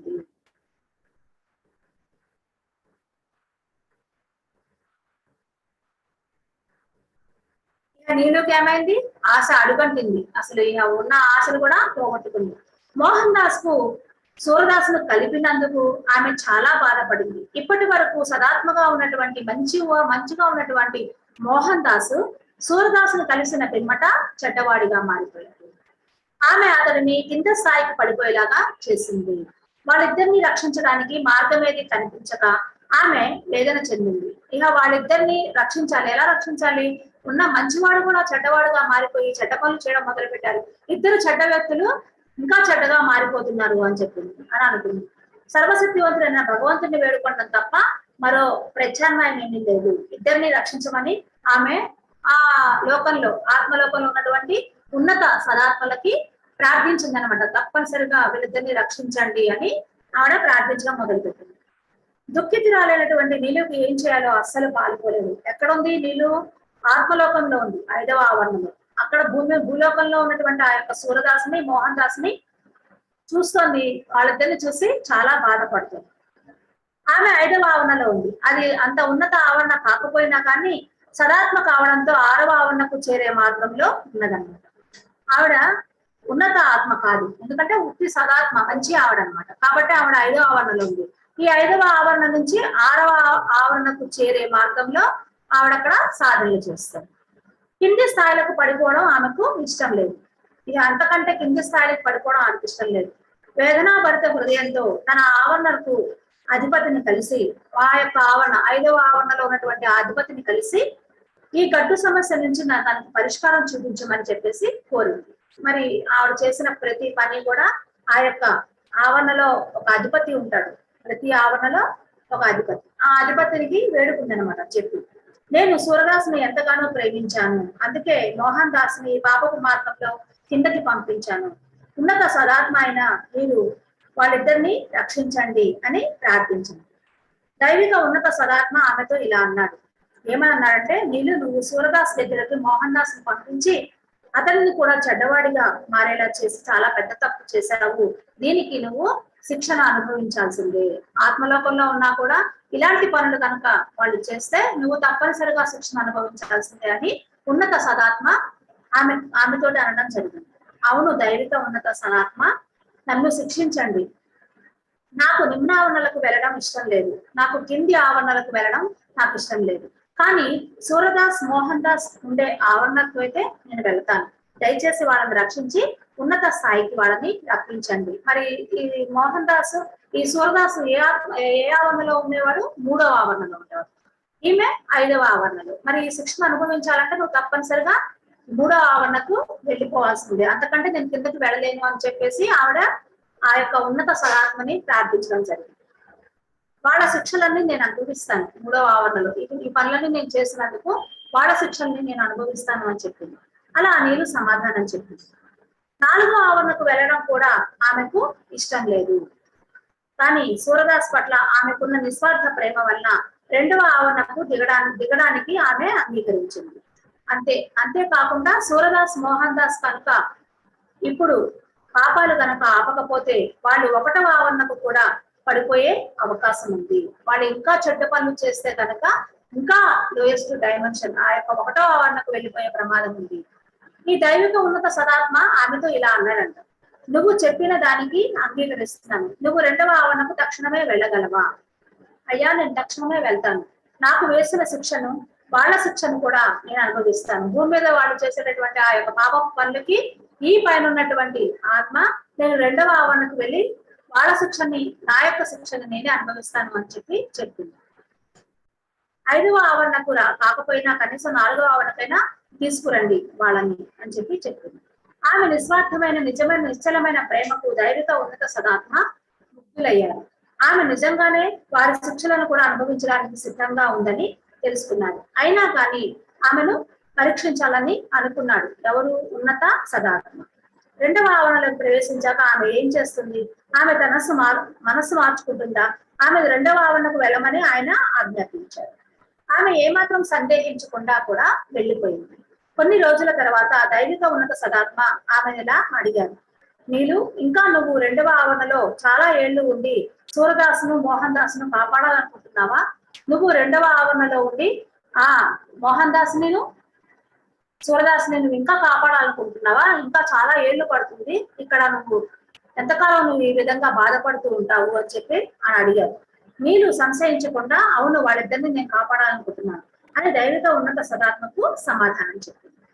నీళ్ళు అంత నిస్వార్థంగా నిజంగా తాను ప్రేమించినటువంటి సూరదాసును మోహన్ దాసును రక్షించడానికి తన సంతోషాన్ని త్యాగం చేయడానికి దృఢ నిశ్చయంతో ఉన్నందుకు దైవిక ఉన్నత సదాత్మ చాలా సంతోషించారంట. వాళ్ళిద్దరిని మార్చడానికి నేను తప్పనిసరిగా నేను కష్టమైనా సరే ఈ రెండవ ఆవరణలో నేను ఉండి వాళ్ళ యొక్క శిక్షను నా యొక్క శిక్షను నేను అనుభవిస్తానని చెప్పేసరికి ఆ ఉన్నత సదాత్మ పాపం ఆయన చాలా సంతోషించాడు. నీళ్ళు 5వ ఆవరణకు వచ్చేసేది, నేను సూరదాసుని మోహన్ దాసుని రక్షిస్తాను తల్లి, దీనికి చాలా నెలలు పడుతుంది. ఇంకా ఆయన కరుణించి ఆ దైవిక ఉన్నత సదాత్మ కరుణించి ఆవిడకి ఏం చెప్పాడంటే, అమ్మ నువ్వు ఇక్కడ ఉండలేవు, నువ్వు 5వ ఆవరణకు వచ్చేసేయి, నువ్వు కోరుకున్నట్టుగానే ఆ సూరదాసుని మోహన్ దాసుని నేను రక్షిస్తాను తల్లి, దీనికి మాత్రం చాలా నెలలు పడుతుంది అని చెప్పాడంట. అయితే ఈలోపు సూరదాస్ మోహన్ దాసులకు ఏమైనా సరే నువ్వేమీ జోక్యం చేసుకోదని మాట ఇవ్వాలి.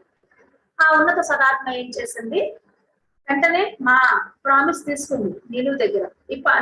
నేను మాట చెప్పేంత వరకు వాళ్ళిద్దరి మధ్య నువ్వు జోక్యం చేసుకోవద్దు అని చెప్పి భయంకరమైన నిమ్నావళ నుంచి నేను వాళ్ళని కాపాడుతానని మాట ఇస్తున్నాను. తన కృతజ్ఞతను వ్యక్తం చేయడానికి నీళ్ళకు మాటలు రాలేదు. అమితానందంతో మీరు చెప్పినట్టుగానే నేను చేస్తాను దైవిక ఉన్నత సదాత్మ అని సమాధానం చెప్పింది. ఓకే చెప్పింది. వారి కోసం ప్రార్థించు నీళ్ళు, వారిని నేను కాపాడడానికి నాకు సహాయం చేయమని సర్వశక్తివంతుడైన భగవంతుడిని నువ్వు వేడుకో. 5వ ఆవరణకు వచ్చిన తర్వాత నువ్వు ఆ భగవంతుడైనటువంటి వాళ్ళకి భగవంతుడికి నువ్వు ప్రార్థించు అని చెప్పారు. ఆ దైవిక ఉన్నత సదాత్మగా అత్యంత విశ్వాసం ఉంచడంతో నీళ్ళు వెంటనే అంగీకరించింది. ఇది నిజంగా జరిగిన కథ అంటండి. ఇది ఆల్రెడీ జరిగిన స్టోరీ. కేవలం పేర్లు నగరాలే ఇక్కడ మార్చడం జరిగింది. ఆ యొక్క ఊర్ల పేర్లు మనుషుల పేర్లు మార్చి నిజమైన స్టోరీనే వీళ్ళు ఇక్కడ చెప్పారు. ఆవరణకు పాలకులు దైవిక ఉన్నత సదాత్మ ఏ ఆత్మనైనా కాపాడవలసిన అవసరం ఉంటే ఎలా పనిచేస్తారో తెలిస్తే మీరు ఆశ్చర్యపోతారు. ఈ ఆవరణలకు పాలకులు ఉంటారంట. ఎవరంటే కొంతమందిని ఎన్నుకుంటారు అధిపతులు. ఒక్కొక్క ఆవరణకు కొంతమంది పాలకులు ఉంటారు. ఈ దైవిక ఉన్నత సదాత్మ ఏ ఆత్మనైనా కాపాడవలసిన అవసరం ఉంటే, ఎట్లాంటి ఆత్మనైనా భూమి మీద కాపాడాలి అని అనుకున్నారు అంటే వాళ్ళు ఏ విధంగా పనిచేస్తారో తెలిస్తే కనుక మీరు ఆశ్చర్యపోతారు. అది వాళ్ళకి చాలా కష్టమైన పనే, అయినా కానీ వాళ్ళకి గొప్ప శక్తులు ఉండడంతో ఇటువంటి అద్భుతాలు భూమి మీద వాళ్ళు చేయగలుగుతారు. కాపాడాలి, అలాంటి చెడ్డవాళ్ళని మనం కాపాడాలంటే కూడా వాళ్ళు ఈ భూమి మీద వచ్చి వాళ్ళు కాపాడగలరంట. ఇంకా సూరదాస్ కూడా సదాత్మ కనుక ఉన్నత స్థాయికి చేరాలని పెద్ద విపత్తును ఎంచుకున్నాడు. మరి ఆత్మలోకంలో ఉన్నప్పుడు 3వ ఆవరణలో ఉన్నటువంటి సూరదాసు అక్కడ బానే ఉన్నాడు. నేను ఇంకా ఉన్నత స్థాయికి ఎదగడం కోసమే ఆ చెడ్డ వ్యక్తి అయినటువంటి తల్లిని ఎంచుకున్నాడు. తల్లిని కూడా మార్చాలి, నేను కూడా మారాలి, ఇంకా ఉన్నతంగా మారాలనుకున్నాడు. కానీ భూమి మీదకి వెళ్ళాక ఈ మాయ చూడండి ఎలా కమ్మేసిందో. ఆ యొక్క వచ్చిన పనిని మర్చిపోయాం. మనమందరం కూడా అదే స్థితిలో ఉన్నాము. మనం భూమి మీదకి వచ్చిన తర్వాత ఈ మాయా ప్రపంచంలో మనం పడిపోయి మనం వచ్చిన పని ఏంటో మనం చేయడం మర్చిపోయాము.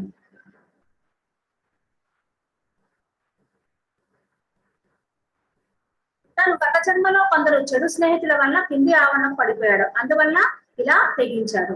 కానీ దురదృష్టవశాత్తు ఇది అతనిని ఇంకా కిందకి దిగజార్చేసింది. ఇలా నిర్ణయం తీసుకొని భూమి మీదకి వచ్చాడు. 3వ ఆవరణం నుంచి 5వ ఆవరణకి వెళ్ళాలని చెప్పేసి వచ్చాడు. కానీ ఇక్కడ ఏమైంది, ఇంకా కిందకి దిగజారిపోయే 1వ ఆవరణకు 2వ ఆవరణ ప్రమాదానికి చేరుకున్నాడు.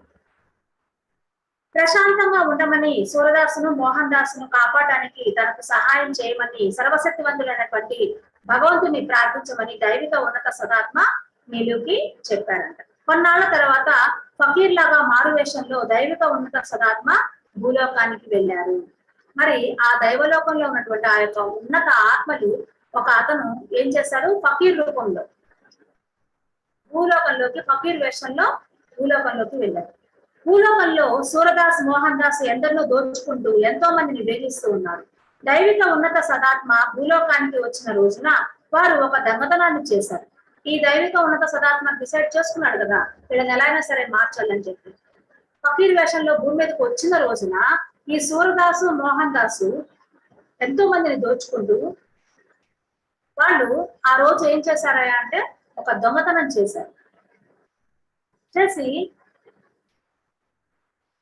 బాగా మద్యం తాగి పట్టుబడకుండా దొంగతనం చేశామన్న అహంకారంతో కారులో డ్రైవింగ్ చేసుకుంటూ ఇంటికి వెళ్తున్నారు. వాళ్ళు వేగంగా వెళ్తుండగా వారి కారు ముందు నుంచి దైవిక ఉన్నత సదాత్మ వెళ్ళారు. ఆ కారు చాలా వేగంగా వెళ్తుంది. వీళ్ళు ఆల్రెడీ మద్యం తాగి ఉన్నారు, ఆ తాగుతూ డ్రైవింగ్ చేస్తున్నారు. ఈ ఉన్నత సదాత్మ ఆ కారు ముందు నుంచి ఇలా నడుచుకుంటూ వెళ్ళింది. సూర్యదాస్ కారును పక్కకు తిప్పాడు. ఎవరో అడ్డం వస్తున్నారు అని చెప్పేసి వెంటనే కారుని ఏం చేశారు, అంత స్పీడ్ గా వస్తున్న కార్ని ఒక్కసారి ఇలా పక్కకు తిప్పాడు. దాంతో అది స్తంభానికి వెళ్ళి గుద్దుకొని సూరదాస్ మోహన్ దాస్ బయటికి రాలేని స్థితిలో స్పృహ తప్పి పడిపోయారు. అక్కడ ఉన్నటువంటి జనం ఉంటారు కదా భూలోకంలో, దగ్గరలో ఉన్న ఆసుపత్రిలో చేర్పించారు వాళ్ళిద్దరిని. వాళ్ళకి స్పృహ రాగానే అమితమైన నొప్పితో ఆసుపత్రిలో ఉన్నట్టుగా గుర్తించారు. వాళ్ళకి స్పృహ వచ్చేసరికి వాళ్ళు ఆల్రెడీ ఆసుపత్రిలో ఉన్నారు. తన 2 కాళ్ళు లేకపోవడం చూసుకొని సూరదాస్ ఎంతో ఆందోళన చెందాడు. వెంటనే ఈ సూరదాస్కి ఏమైంది, అతని యొక్క 2 కాళ్ళు కూడా లేవంటారు. అది చూసుకొని కాళ్ళు లేవని గుర్తించాడు. తన కాళ్ళు 2 లేకపోవడం చూసుకొని సూరదాస్ ఎంతో ఆందోళన చెందాడు. మోహన్ దాస్కి ఏమైంది, ఒక చెయ్యి ఒక కాలు పోయింది. మోహన్ దాస్ కూడా ఒక చెయ్యి ఒక కాలు పోయింది. ప్రమాదం ఎలా జరిగిందని అడిగితే వీరు తాగి ఉన్నారని చెప్పారు. ప్రమాదం జరిగిన సమయంలో వేగంగా గుద్దుకోవడంతో కారు తలుపులు తెరుచుకొని డబ్బు సంచి కింద పడిపోయి అవసరం ఉన్న వారికి దొరకడానికి దొల్లుకుంటూ ఒక పొదలోనికి పోయింది. ఆల్రెడీ వీళ్ళు దొంగతనం చేశారు ఒక బ్యాగ్ ని. ఆ బ్యాగ్ ఆల్రెడీ ఆ కారులోనే ఉంది. వీళ్ళు కారు గుద్దుకోగానే ఏమైంది, ఆ యొక్క బ్యాగ్ మొత్తం ఆ కింద ఆ లోయలో పడిపోవడము, లేకపోతే కింద పడిపోయి దొల్లుకుంటూ ఎవరికి అవసరం ఉందో ఆ అవసరం తీర్చడానికి ఆ డబ్బు అట్లా వెళ్ళిపోయిందంట, పొదలోకి వెళ్ళిపోయింది. అవయవాలు పోయినందుకు సూరదాసు మోహన్ దాసు ఒకరినొకరు బాగా తిట్టుకున్నారు. ఇద్దరు కూడా హాస్పిటల్లో తిట్టుకుంటున్నారు. వాళ్ళు పక్క మంచాల మీద పడుకొని రోజు మాటల యుద్ధం చేయడం చూసి రోజు ఇద్దరు కూడా యుద్ధం చేసుకుంటున్నారు. నువ్వు నీ వల్ల నాకు ఇట్లా జరిగింది అంటే నీ వల్ల ఇట్లా జరిగింది. వాళ్ళని విడదీయాలని మోహన్ దాస్ ను డాక్టర్ ఏం చేశారు, వేరే వార్డుకు తరలించారు. ఆ హాస్పిటల్లో ఉన్నటువంటి డాక్టర్ ఏం చేశాడు, ఈ మోహన్ దాస్ తీసుకుని వెళ్ళి వేరే వార్డులో పంపించాడు. ఒంటరిగా ఉన్న మోహన్ దాస్ గతాన్ని తలుచుకోసాగాడు. ఇక ఒంటరిగా ఉన్నాడు, ఎవరితో మాట్లాడడానికి ఛాన్స్ లేదు. అప్పుడు ఏం చేశాడు, ఈ మోహన్ దాసు గతాన్ని తలుచుకోవడం ప్రారంభించాడు. తప్పు మార్గంలో నడిచినందుకే ఈ ప్రమాదం జరిగింది. నేను తప్పుడు పనులు చేస్తున్నాను, తప్పుడు మార్గంలో ఉన్నాను, కాబట్టే నాకు చెయ్యి కాలు విరిగిపోయింది, నాకు ఇంతే జరగాలి అని అనుకున్నాడు. ఇప్పుడు జీవితం అంతా నేను బాధపడాలి కాలు చెయ్యి లేనందుకు. ఈ భయోత్పాతానికి అతడి ఉపచేతనాత్మక మనసు తెరుచుకున్నట. ఎవరికి, మోహన్ దాస్ కి ఒక్కసారి ఇదేంది ఆ ఉపచేతనాత్మక మనస్సు, అంతరాత్మ ఇప్పుడు మాట్లాడడం అతను వినగలుగుతున్నాడు. అది మేల్కొని ఇది దేవుడి న్యాయం అని అతనికి చెప్పింది. దేవుడు నీకు న్యాయమే చేశాడు, ఎందుకంటే నువ్వు ఇప్పటిదాకా చెడ్డ పనులు చేశావు కాబట్టి నీ చెయ్యి కాలు తీసేశాడు. ఈ పాపపు మార్గంలో నడిచేలా తనను ప్రభావితం చేసినందుకు అతను సూరదాసుని తిట్టుకున్నాడు. ఇంకా అప్పటి నుంచే మంచి మార్గంలో నడవాలని నిర్ణయించుకున్నాడు. అప్పటిదాకా చెడు మార్గంలో ఉన్నటువంటి అతను వెంటనే ఆ అంతరాత్మ నీకు దేవుడు న్యాయమే చేస్తాడు ఇవన్నీ అంతరాత్మ చెప్పిందంట. అతను ఆ మాటలన్నీ విని ఇక్కడి నుంచైనా సరే నేను మంచి మార్గంలో ఉండాలని అప్పటి నుంచి ఆ మోహన్ దాస్ డిసైడ్ చేసుకున్నాడు. దయాళువైన పూనం అనే నర్సు వచ్చి అతనికి ఇంజక్షన్ చేసింది. హాస్పిటల్లో ఒక నర్సు ఉంది, అతని అమ్మాయి పేరు పూనం. మళ్ళీ ఎన్నడూ తప్పు చేయకుండా భగవద్గీతపై ప్రమాణం చేసి ఒట్టు పెట్టుకోవాలని అనుకున్నాడు. మళ్ళీ ఇక్కడ నుంచి నేను ఎటువంటి తప్పు చేయకూడదని చెప్పేసి ఒట్టేద్దామని చెప్పేసి భగవద్గీత పుస్తకం ఉంటే ఇవ్వండి, దాని మీద నేను ప్రమాణం చేస్తాను ఈ క్షణమే, ఈ రోజు ఈ క్షణం నుండి నేను ఎటువంటి తప్పు చేయను అని అనుకున్నాడు. తనకు భగవద్గీతను తెచ్చివ్వమని చెప్పేసి మోహన్ దాస్ ఆ పూనం నర్సుని అడిగాడు. ఆమె ఆ భగవద్గీత తెచ్చిచ్చింది. తేగానే అతను ఒట్టు పెట్టుకున్నాడు. పూనం మోహన్ దాస్ ఇద్దరు స్నేహితులయ్యారు. మరి అక్కడ ఉన్నంత కాలము ఈ పూనము మోహన్ దాస్ ఇద్దరు కూడా మంచి స్నేహితులయ్యారు. కొన్ని నెలల పాటు తానంతటి భయంకరమైన జీవితాన్ని గడిపాడు. అతడు ఆమెకి మొత్తం చెప్పాడంట. ఈ ఎవరితో సూరదాసుల పరిచయం దగ్గర నుంచి అతని జీవితం ఎలా ఉంది, ఎలా యాక్సిడెంట్ అయింది, ఇవన్నీ కూడా పూనంకి చెప్పడం జరిగింది. ఇదంతా దేవుడిచ్చిన తీర్పు అని, పూనం నేను ఇంకా దారి తప్పకూడదని ఒట్టు పెట్టుకున్నాను, దైవ మార్గంలో నడుస్తాను ఎప్పుడు అని చెప్పాడు పూనంకి. దేవుడు అతనికి సహాయం చేశాడు. పూనం మోహన్ దాస్ ని ప్రేమించింది. పూనం ఏం చేసింది? ఆ నర్సు మోహన్ దాస్ ని ప్రేమించింది. తాను వికలాంగుడు కనుక మోహన్ దాస్ తనకు ఆమెపై గల ప్రేమను దాచేశాడు. మోహన్ దాస్ కూడా ప్రేమించాడు, కానీ ఆ ప్రేమను లోపల పెట్టుకున్నాడు. ఎందుకు? తనకు ఒక చెయ్యి లేదు, కాలు లేదు. ఈ సమయంలో నేను ఆ అమ్మాయిని ప్రేమించాను అని చెప్పడం మంచిది కాదనుకుంటున్నాను. తాను వికలాంగుడు కనుక మోహన్ దాస్ తనకు ఆమెపై గల ప్రేమను దాచాడు. పైగా పూనంకు తన సంగతంతా తెలుసు కనుక ఆమె తననన్నడూ పెళ్లి చేసుకోదని అనుకున్నాడు. ఆసుపత్రి నుంచి ఇంటికి వెళ్లే ముందు రోజు మోహన్ ఇప్పుడు ఎక్కడికి వెళ్తారు అని పూనం అడిగింది. వెళ్ళడానికి ఏ చోటు లేదు పూనం, నేను ఒక్కదాన్నే ఉంటాను మా ఇంట్లో. మోహన్ నేను మిమ్మల్ని చూసుకోగలను.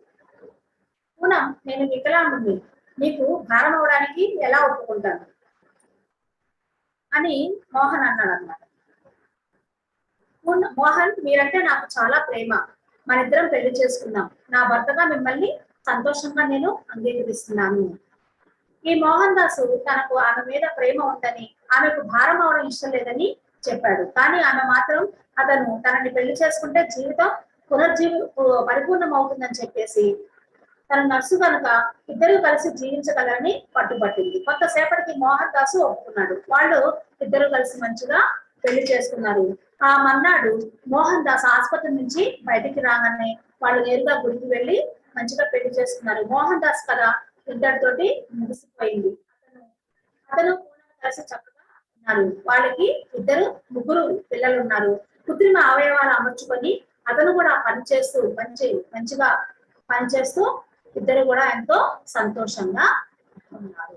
ఇక్కడితోటి ఆ మోహన్ దాస్ మళ్ళా మంచిగా మారిపోయాడు. పూనంని పెళ్లి చేసుకున్నాడు. అతనికి ముగ్గురు పిల్లలు ఉన్నారు.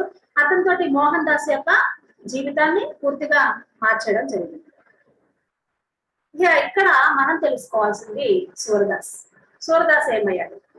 మరి ఈ స్టోరీని మనము రేపు కంటిన్యూ చేసుకుందామండి. ఈ సూరదాస్ కి 2 కాళ్ళు విరిగిపోయాయి. మరి ఈ 2 కాళ్ళు విరిగిపోయినటువంటి మళ్ళీ సూరదాసు ఎలాంటి తప్పుడు పనులు చేస్తున్నాడు, మరి ఆయన జీవితం ఆసుపత్రి నుంచి మరి ఏ విధంగా గడిచిందో మరి రేపటి వరకు మనం వెయిట్ చేయాలి. మరి రేపటి రోజున నెక్స్ట్ ఈ సూరదాస్ కథని నేను కంటిన్యూ చేస్తాను. Thank you very much. Thank you ma'am. Thank you very much ma'am. ఎన్నో ఎగ్జాంపుల్స్ తీసుకొని చక్కగా చెప్తున్నారు. అండ్ ఎలా ఒక సతాత్మని ఇన్వాల్వ్ చేసినప్పుడు ఆ పర్యవసనాలు ఎలా ఉంటాయి, మరి ఏ విధంగా మాస్టర్స్ ఎప్పుడు గమనించుకుంటూ ఉంటారు, ఏ విధంగా మన ప్రియమిత్రులు ప్రియమైన వాళ్ళు మనల్ని గమనించుకుంటూ ఎంత చక్కగా మాస్టర్స్ యొక్క సహాయాన్ని మనకు అందిస్తారు. మన గార్డియన్ ఏంజల్స్ నిత్యం మనకు ఎరుకపరుస్తున్న విధానాలు చాలా చాలా అద్భుతంగా ఉంది ma'am. Thank you ma'am. Thank you very much. Yes, Mallareddy గారు అన్మ్యూట్ చేసుకొని మాట్లాడండి.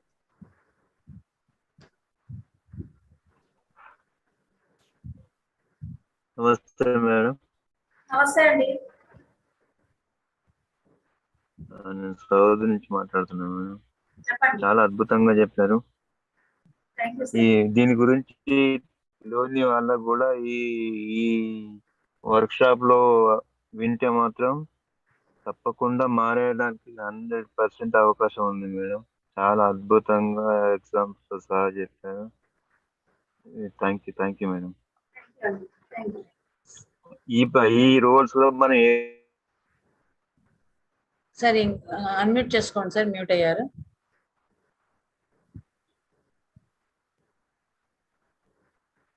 మాట్లాడండి ఈ సార్. ఖాతాలో మనము ఏ రోల్లో ఉన్నాం, ఈ ఖాతాలో మనం ఏ రోల్లో ఉన్నాం, మనం ఏ రోల్లో ఉంటే ఏం చేయాలనేది మంచిగా పూసకొచ్చింటే అర్థమవుతుంది. అవునండి, అవును. చాలా అందరికి ఎంతో మందికి ఉపయోగపడుతుంది మేడం. అవునండి. చాలా thank you madam. Thank you sir, thank you very much. And Tulasi గారు ప్లీజ్ అన్మ్యూట్ చేసుకొని మాట్లాడండి. తులసి గారు అన్మ్యూట్ చేసుకోండి మేడం. ఇంకొకసారి అన్మ్యూట్ చేసుకోండి మేడం. హలో, హలో, వినిపిస్తుందా మేడం? వినిపిస్తుంది. ఈ ఆత్మలకు కూడా స్నేహాలు ఇవన్నీ గుర్తుంటాయా మేడం? ఉంటాయండి, ఆ, తప్పనిసరిగా స్మృతులు ఉంటాయి పైకి వెళ్ళిన తర్వాత. మీ ప్రియ పైన ఆ, వాళ్ళు కనుక కింది ఆవరణలో ఉంటే కనుక వాళ్ళని పైకి తేవడానికి హెల్ప్ చేయొచ్చు. వాళ్ళంతటా వాళ్ళకి కనుక మారాలనిపిస్తే మళ్ళా భూమి మీదకి వచ్చి పాఠాలు నేర్చుకొని మళ్ళా వాళ్ళు ఉన్నత స్థాయికి చేరొచ్చు. అట్లా ఉంటారు. కాకపోతే అక్కడ ఏంటంటే ద్వేషము ఇట్లాంటి భూమి మీద ఉన్నటువంటి ఏవి ఉండవు. Okay madam.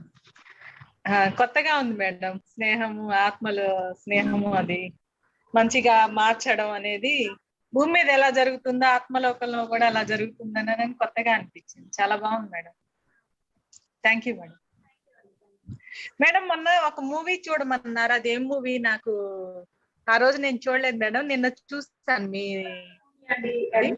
NASSO అర్థం కాలేదు మేడం. నాసోలార్ మూవీ అండి అది. ఆసోలా movie. Okay madam, thank you. Hello hello hello, చెప్పండి మేడం, వినిపిస్తుంది. ఓకే మేడం, మూవీ చూద్దామని నిన్న అర్థం కాలేదని మళ్ళీ అడిగాను. నాసోలార్ చెప్పాను కదా, NASSOLAR. మళ్ళీ చెప్పండి మేడం. NASSO స్పేస్ ఇవ్వండి. స్పేస్ ఇచ్చిన తర్వాత మళ్ళీ LAR అని రాయండి. Okay madam, thank you madam. చాలా బాగుంది, కొత్తగా అనిపించింది. నిన్న చూసి నాకు నచ్చి ఈరోజు టైం వెయిట్ చేస్తున్నాను, 3 ఎప్పుడు అవుతుందా మీది క్లాస్ చూద్దామని చెప్పేసి. Thank you madam. Thank you ma'am. Thank you very much. Suryakumari గారు అన్మ్యూట్ చేసుకొని మాట్లాడండి మేడం. మేడం మళ్ళీ మ్యూట్ అయ్యారు, ఇంకొకసారి అన్మ్యూట్ చేసుకోండి.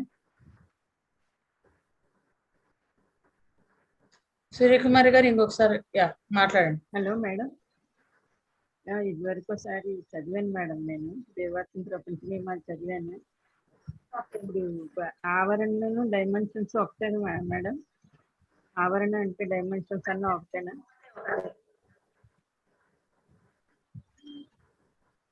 ఒకటే అండి. ఒకటేనండి? అవునండి.